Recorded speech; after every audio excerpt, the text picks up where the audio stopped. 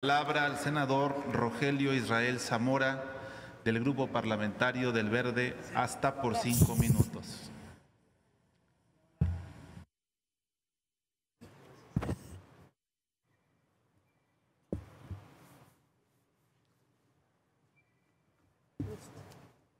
Gracias. Muchas gracias, presidente. Desde que nació nuestra República, el constituyente estimó que era necesario plasmar en el texto constitucional el deber del presidente de rendir cuentas y de mantener un diálogo con el Congreso de la Unión. Así, en el artículo 68 de la Constitución de 1824 ya se comenzaba a plasmar ese deber y, por supuesto, en la Constitución de 1917 quedó plasmado ya la obligación expresa de presentar un informe por escrito, porque siempre ha estado claro para el constituyente que es necesario que el Ejecutivo Federal rinda cuentas al pueblo mexicano, pero también al poder, al Congreso de la Unión que representa a esa población y al Pacto Federal.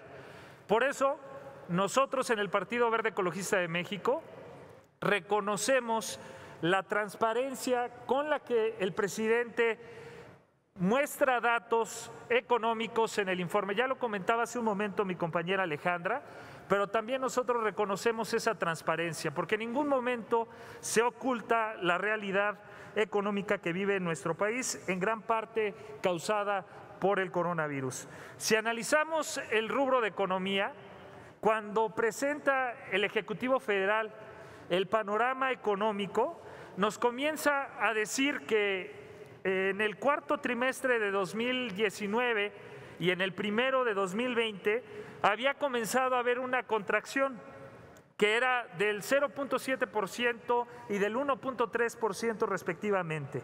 También informa que la actividad económica se había determinado por caídas en los sectores de la manufactura, de la construcción, del comercio al por mayor y de los servicios financieros.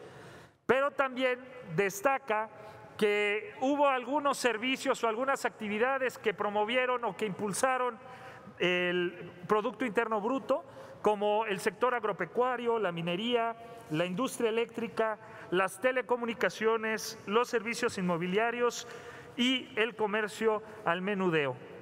El panorama que presenta el Ejecutivo también considera el impacto generado por el virus y es algo que nosotros no podemos obviar y es algo que tenemos que tener a relieve. Y eso es que se afectaron, por supuesto, la demanda, porque hubo una reducción en la demanda de energéticos, pero también una disminución en la demanda de materias primas. No podemos negar que el coronavirus causó una interrupción, por tanto, en las cadenas de valor y, por supuesto, una suspensión temporal de actividades. Quisiera comentarles que eso también lo reconoce el Ejecutivo Federal en su informe y menciona que en la última semana de marzo y en el segundo trimestre de este año hubo una disminución del 10.1% al Producto Interno Bruto con relación al mismo periodo del año pasado. Por eso estimo que es muy importante reconocer la transparencia del informe del presidente, el cual coincide con el Banco Mundial, que presentó un informe semestral de la región América Latina y el Caribe, en el que reconoce que efectivamente hay una disminución en la economía, pero también estima que para el año 2021 habrá un repunte hasta el 2.5% positivo del Producto Interno Bruto. Es algo que también nosotros tenemos que reconocer.